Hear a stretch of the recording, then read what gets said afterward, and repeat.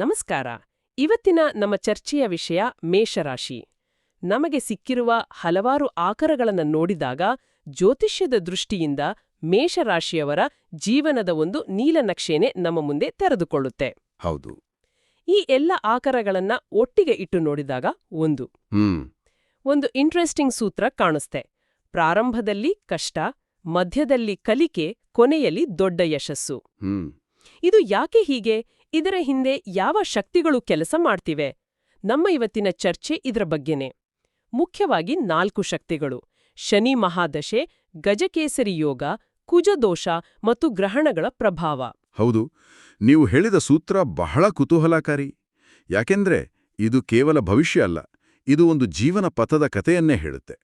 ಮೇಷರಾಶಿಯವರ ಮೂಲ ವ್ಯಕ್ತಿತ್ವದಿಂದ ಹಿಡಿದು ಅವರ ಜೀವನದ ಬೇರೆ ಬೇರೆ ಘಟ್ಟಗಳಲ್ಲಿ ಈ 4 ಪ್ರಮುಖ ಶಕ್ತಿಗಳು ಹೇಗೆ ಅವರನ್ನ ರೂಪಿಸ್ತವೆ ಅನ್ನೋದನ್ನ ನೋಡೋಣ. ಹಾಗಾದ್ರೆ ಮೊದಲಿಗೆ ಅವರ ಮೂಲ ಸ್ವಭಾವದಿಂದಲೇ ಶುರು ಮಾಡೋಣ. ಇವರನ್ನ ಅಗ್ನಿತತ್ವದವರು ಅಂತ ಹೇಳ್ತಾರೆ, ಅಂದ್ರೆ ಬೆಂಕಿಯ ಗುಣ ಇರೋರು ಅಂತ. ಏನಿದರ ಅರ್ಥ? ಒಳ್ಳೆ ಪ್ರಶ್ನೆ. ಅಗ್ನಿತತ್ವ ಅಂದ್ರೆ ಆಕ್ಚುಲಿ ಕೇವಲ ಕೋಪ ಅಥವಾ ಆವೇಶ ಅಷ್ಟೇ ಅಲ್ಲ. ಬೆಂಕಿಯನ್ನ ಯೋಚನೆ ಮಾಡಿ. ಅದಕ್ಕೆ ಒಂದು ಸಹಜವಾದ ಚೈತನ್ಯ, ಶಕ್ತಿ, ಆಮೇಲೆ ಮುಂದಕ್ಕೆ ಹೋಗುವ ಗುಣ ಇದೆ. ಹೌದು. ಹಾಗೆಯೇ ಮೇಷರಾಶಿಯವರಲ್ಲಿ ಧೈರ್ಯ, ಉತ್ಸಾಹ ಮತ್ತು ನಾಯಕತ್ವದ ಗುಣಗಳು ಸಹಜವಾಗಿರುತ್ತವೆ. ಇವರು ಕಾಯೋಜಾಯಮಾನದವರಲ್ಲ. ಏನಾದ್ರೂ ಹೊಸ ಐಡಿಯಾ ಬಂತ ತಕ್ಷಣ ಕಾರ್ಯರೂಪಕ್ಕೆ ಇಳಿಸಬೇಕು. ಅಂದ್ರೆ ಇವರು ರಿಸ್ಕ್ ತಗೊಳ್ಳಕ್ಕೆ ಹೆದರಲ್ಲ ಅಂತನ? ಖಂಡಿತ ಇಲ್ಲ. ಹೊಸ ಸವಾಲುಗಳನ್ನು ಸ್ವೀಕರಿಸೋದು, ಹೊಸ ಯೋಜನೆಗಳನ್ನು ಆರಂಭಿಸೋದು ಅಂದ್ರೆ ಇವರಿಗೆ ತುಂಬಾ ಇಷ್ಟ. ಆದರೆ ಇದೇ ಗುಣದ ಇನ್ನೊಂದು ಮುಖವೂ ಇದೆ. ಓಕೆ. ಬೆಂಕಿ ಹೇಗೆ ಎಲ್ಲವನ್ನೂ ಸುಟ್ಟು ಹಾಕಬಲ್ಲದೋ ಹಾಗೆ ಇವರ ನೇರ ನುಡಿ, ಹಠಮಾರಿ ಸ್ವಭಾವ ಕೆಲವೊಮ್ಮೆ ಸಂಬಂಧಗಳಲ್ಲಿ ಘರ್ಷಣೆಗೆ ಕಾರಣವಾಗ್ಬೋದು. ಹಠಮಾರಿ ಅಂದ್ರೆ ತಮ್ಮ ಮಾತೆ ಸರಿ ಅನ್ನೋ ತರನ? ಎಕ್ಸಾಕ್ಟ್ಲಿ. ತಾವು ಹಿಡಿದ ದಾರಿಯೇ ಸರಿಯನ್ನೋ ಒಂದು ದೃಢ ನಿಲುವು ಇರುತ್ತೆ.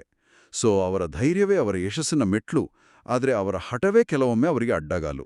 ಸರಿ, ಈ ಅಗ್ನಿತತ್ವದ ಧೈರ್ಯವಂತ ಸ್ವಭಾವವೇ ಅವರ ಮೂಲ ಬಂಡವಾಳ. ಆದ್ರೆ ನಮ್ಮ ಆಕರಗಳು ಹೇಳೋ ಪ್ರಕಾರ ಈ ಬಂಡವಾಳವನ್ನು ಪರೀಕ್ಷೆಗೆ ಒಡ್ಡುವ 4 ದೊಡ್ಡ ಶಕ್ತಿಗಳಿವೆ. ಅದರಲ್ಲಿ ಮೊದಲನೆಯದು 19 ವರ್ಷಗಳ ಶನಿ ಮಹಾದಶೆ. 19 ವರ್ಷಗಳು. ಇದು ಕೇಳೋಕೆನೇ ಒಂಥರ ಶಾಕ್ ಆಗುತ್ತೆ. ಹೌದು, 19 ವರ್ಷಗಳು ಅನ್ನೋದು ಜೀವನದ ಒಂದು ದೊಡ್ಡ ಭಾಗ.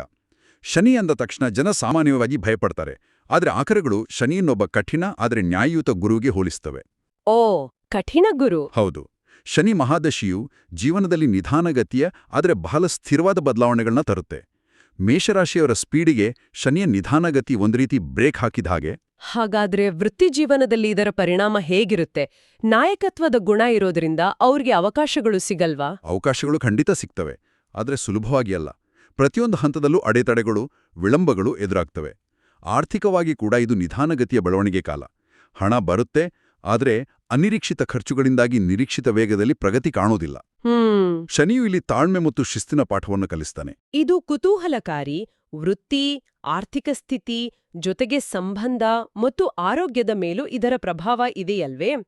ಶನಿಯು ಜೀವನದ ಎಲ್ಲಾ ಕ್ಷೇತ್ರಗಳಲ್ಲೂ ಒಂದೇ ಸಾರಿ ಪರೀಕ್ಷೆ ಇಡ್ತಿದ್ದಾನಾ? ಅದ್ಭುತವಾಗಿ ಹೇಳಿದ್ರಿ. ಇದೊಂದು ಸಮಗ್ರ ಜೀವನ ಪರೀಕ್ಷೆನೇ ಹೌದು. ಸಂಬಂಧಗಳಲ್ಲಿ, ಅದರಲ್ಲೂ ಮುಖ್ಯವಾಗಿ ಸಂಗಾತಿಯ ಜೊತೆ ತಾಳ್ಮೆ ಕಲಿಯುವ ಸಂದರ್ಭಗಳು ಹೆಚ್ಚಾಗಿ ಬರ್ತವೆ. ಸರಿ. ಆರೋಗ್ಯದ ವಿಚಾರಕ್ಕೆ ಬಂದ್ರೆ ಸೋರ್ಸಸ್ ಪ್ರಕಾರ ಈ ಟೈಮ್ನಲ್ಲಿ ಮೆಂಟಲ್ ಪ್ರೆಷರ್, ಜಾಯಿಂಟ್ ಪೇನ್, ನರಗಳಿಗೆ ಸಂಬಂಧಪಟ್ಟ ಸಮಸ್ಯೆಗಳು ಬರೋ ಸಾಧ್ಯತೆ ಇದೆ ಅಂತ ಹೇಳಲಾಗುತ್ತೆ. ಒಟ್ಟಿನಲ್ಲಿ ಶನಿ ದಶೆಯು ಜೀವನದ ಕಠಿಣ ತರಬೇತಿ ಇದ್ದಂತೆ. ಹಾಗಾದರೆ ಶನಿಯು ಆಟದ ನಿಯಮಗಳನ್ನು ಮತ್ತು ಶಿಸ್ತನ್ನು ಕಲಿಸುವ ಒಬ್ಬ ಕಠಿಣ ಕೋಚ್ ಇದ್ದ ಹಾಗೆ.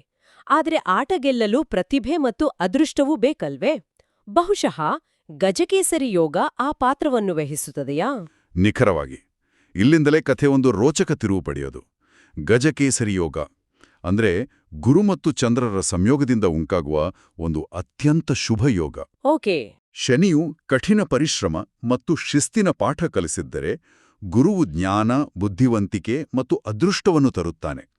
ಆಕಾರಗಳು ಸ್ಪಷ್ಟವಾಗಿ ಹೇಳುವ ಪ್ರಕಾರ ಶನಿ ದಶೆಯ ಕಷ್ಟಗಳ ನಂತರ, ವಿಶೇಷವಾಗಿ 32ರಿಂದ 36ನೇ ವಯಸ್ಸಿನ ನಂತರ, ಹೌದು, ಈ ಯೋಗದ ಫಲಗಳು ಸಂಪೂರ್ಣವಾಗಿ ವ್ಯಕ್ತವಾಗುತ್ತವೆ. ಆಗ ಶನಿಯು ಗಟ್ಟಿಗೊಳಿಸಿದ ಅಡಿಪಾಯದ ಮೇಲೆ ಗುರುವು ಒಂದು ಭವ್ಯವಾದ ಸೌಧವನ್ನು ಕಟ್ಟಲು ಸಹಾಯ ಮಾಡ್ತಾನೆ. ಸಮಾಜದಲ್ಲಿ ಗೌರವ, ಜನರ ಮೆಚ್ಚುಗೆ ಇದೆಲ್ಲ ಸಿಗುತ್ತೆ. ಸರಿ, ಈಗ ನನಗೊಂದು ಗೊಂದಲವಿದೆ. ಮೇಷರಾಶಿಯ ಅಧಿಪತಿಯೇ ಕುಜ ಅಂದ್ರೆ ಮಂಗಳ. ಅಂದ್ರೆ ಅದು ಅವರ ಸ್ವಂತ ಗ್ರಹ ಅಲ್ವಾ? ಹೌದು, ಅಧಿಪತಿ. ಹಾಗಿದ್ಮೇಲೆ ಅದೇ ಗ್ರಹದಿಂದ ಕುಜದೋಷ ಅಥವಾ ಮಂಗಳ ದೋಷ ಹೇಗೆ ಉಂಟಾಗುತ್ತದೆ? ಇದು ಮನೆಯ ಯಜಮಾನನೇ ಮನೆಗೆ ತೊಂದರೆ ಕೊಟ್ಟ ಹಾಗಲ್ವೇ? ಬಹಳ ಆಳವಾದ ಪ್ರಶ್ನೆ. ಇದು ಜ್ಯೋತಿಷ್ಯದಲ್ಲಿ ಸಾಮಾನ್ಯ ಗೊಂದಲ.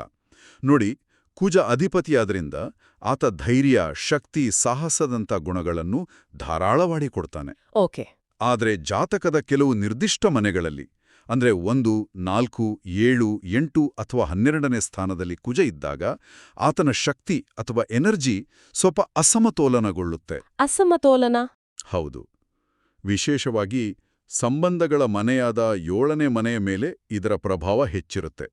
ಇದರಿಂದ ವಿವಾಹದಲ್ಲಿ ವಿಳಂಬ ಅಥವಾ ವೈವಾಹಿಕ ಜೀವನದಲ್ಲಿ ಭಿನ್ನಾಭಿಪ್ರಾಯಗಳು, ಜಗಳಗಳು ಉಂಟಾಗಬಹುದು. ಅಂದ್ರೆ ಕುಜ ಒಳ್ಳೆಯದನ್ನು ಮಾಡ್ತಾನೆ, ಕೆಟ್ಟದನ್ನು ಮಾಡ್ತಾನೆ ಅಂತಾನಾ? ಕೆಟ್ಟದ್ದು ಅನ್ನೋದಕ್ಕಿಂತ ಆತನ ಶಕ್ತಿಯನ್ನು ಸರಿಯಾಗಿ ನಿರ್ವಹಿಸಬೇಕು ಅಂತ ಹೇಳಬಹುದು. ಇದೇ ಕುಜ ಧೈರ್ಯ, ಸಾಹಸವನ್ನ ಇನ್ನಷ್ಟು ಹೆಚ್ಚಿಸಿ ವೃತ್ತಿಯಲ್ಲಿ ಯಶಸ್ಸು, ಧನಲಾಭವನ್ನು ಕೊಡ್ತಾನೆ. ಸೊ ಇದೊಂದು ರೀತಿ ಡಬಲ್ ಎಜ್ಡ್ ಸ್ವೋರ್ಡ್ ಇದ್ದಾಗೆ. ಸರಿ. 4ನೇಯದಾಗಿ ಗ್ರಹಣಗಳ ಪರಿಣಾಮ. ಗ್ರಹಣಗಳು ಎಲ್ಲರ ಮೇಲೂ ಪರಿಣಾಮ ಬೀರುತ್ತವೆ. ಆದ್ರೆ ಶನಿದಶೆ, ಕುಜದೋಷ ಇವೆಲ್ಲ ಇರುವ ಮೇಷರಾಶಿಯವರಿಗೆ ನಿರ್ದಿಷ್ಟವಾಗಿ ಏನ್ ಹೇಳಲಾಗಿದೆ? ಗ್ರಹಣದ ಸಮಯ ಒಂದು ರೀತಿ ಕಾಸ್ಮಿಕ್ ರೀಸೆಟ್ ಇದ್ದ ಹಾಗೆ. ಈ ಸಮಯದಲ್ಲಿ ವಿಶೇಷವಾಗಿ ಶನಿ ದಶೆಯಂತಹ ಅವಧಿಯಲ್ಲಿದ್ರೆ ಭಾವನಾತ್ಮಕ ಅಸ್ಥಿರತೆ ಹೆಚ್ಚಾಗಬಹುದು. ಮನಸ್ಸಿನಲ್ಲಿ ಗೊಂದಲ, ಭಯ ಕಾಣಿಸ್ಕೊಳ್ಬಹುದು. ಯೋಜನೆಗಳಲ್ಲಿ ತಾತ್ಕಾಲಿಕ ವಿಳಂಬ, ಹಣಕಾಸಿನ ಸವಾಲುಗಳ ಎದುರಾಗಬಹುದು. ಈ ಸಮಯದಲ್ಲಿ ಯಾವುದೇ ಹೊಸ ದೊಡ್ಡ ನಿರ್ಧಾರಗಳನ್ನು ತೆಗೆದುಕೊಳ್ಬಾರ್ದು ಅಂತ ಸಲಹೆ ನೀಡಲಾಗಿದೆ. ಅಂದ್ರೆ ಗ್ರಹಣದ ಸಮಯ ಪೂರ್ತಿ ನೆಗೆಟಿವ್ ಅಂತಾನಾ? ಇಲ್ಲ. ಆಕರಗಳು ಇದರ ಇನ್ನೊಂದು ಮುಖವನ್ನು ತೋರಿಸ್ತವೆ. ಇದೇ ಸಮಯವನ್ನು ಧ್ಯಾನ, ಜಪ, ದಾನದಂತಹ ಆಧ್ಯಾತ್ಮಿಕ ಕಾರ್ಯಗಳಿಗೆ ಬಳಸ್ಕೊಂಡ್ರೆ ನಮ್ಮೊಳಗಿನ ನಕಾರಾತ್ಮಕ ಶಕ್ತಿಯನ್ನು ಹೊರಹಾಕಿ ಕರ್ಮಶುದ್ಧಿ ಮಾಡಿಕೊಳ್ಳಲು ಇದೊಂದು ಅತ್ಯುತ್ತಮ ಅವಕಾಶ ಅಂತ ಹೇಳಲಾಗುತ್ತೆ. ಓ, ಹಾಗಾಗುಣಿಯೋ. ಸರಿ, ಈ 4 ಶಕ್ತಿಗಳನ್ನು ಪ್ರತ್ಯೇಕವಾಗಿ ನೋಡಿದೆವು. ಈಗ ಎಲ್ಲಕ್ಕಿಂತ ಮುಖ್ಯವಾದ ಭಾಗಕ್ಕೆ ಬರೋಣ. ಇವುಗಳು ಒಟ್ಟಾಗಿ ಕೆಲಸ ಮಾಡಿದಾಗ ಏನಾಗ್ತದೆ? ಇವುಗಳ ಸಂಯೋಜಿತ ಪರಿಣಾಮವೇ ಮೇಷರಾಶಿಯವರ ಜೀವನದ ಕಥೆಯನ್ನು ಬರೆಯೋದು ಅಲ್ವೇ? ಖಂಡಿತ. ಇಲ್ಲಿಯೇ ಆ ಆರಂಭದ ಸೂತ್ರದ ರಹಸ್ಯ ಅಡಗಿರೋದು.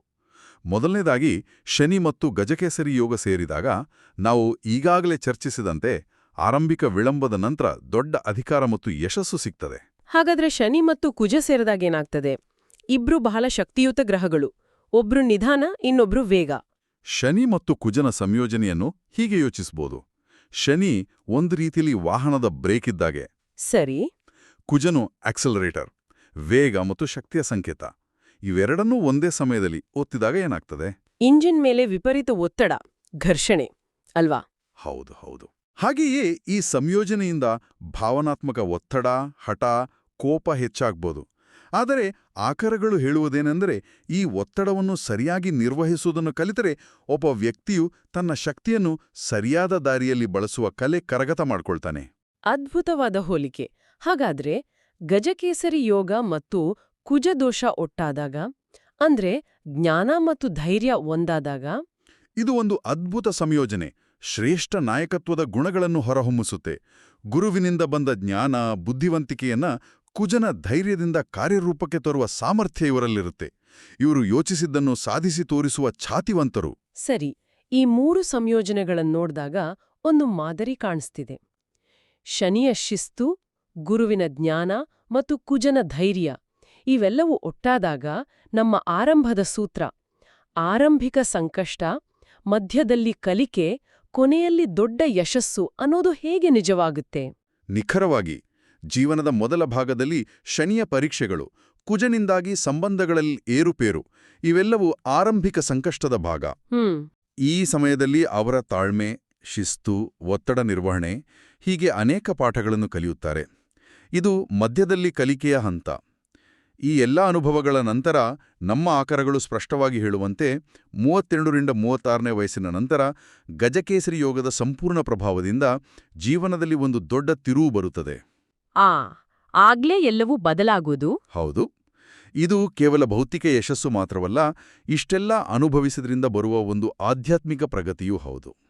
ಹಾಗಾದ್ರೆ ಈ ಪ್ರಭಾವಗಳು ವೃತ್ತಿ ಮತ್ತು ಕೌಟುಂಬಿಕ ಜೀವನದ ಮೇಲೆ ನಿರ್ದಿಷ್ಟವಾಗಿ ಹೇಗೆ ಪರಿಣಾಮ ಬೀರುತ್ತವೆ? ಯಾವ ಕ್ಷೇತ್ರಗಳು ಇವರಿಗೆ ಹೆಚ್ಚು ಸೂಕ್ತ?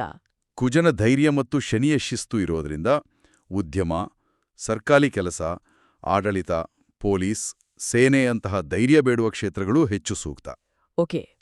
ಜೊತೆಗೆ ವಿದೇಶಿ ಉದ್ಯೋಗ ಅಥವಾ ವಿದೇಶದಲ್ಲಿ ವ್ಯಾಪಾರ ಮಾಡುವ ಅವಕಾಶಗಳು ಇವೆ ಎಂದು ಕೂಡ ಹೇಳಲಾಗಿದೆ.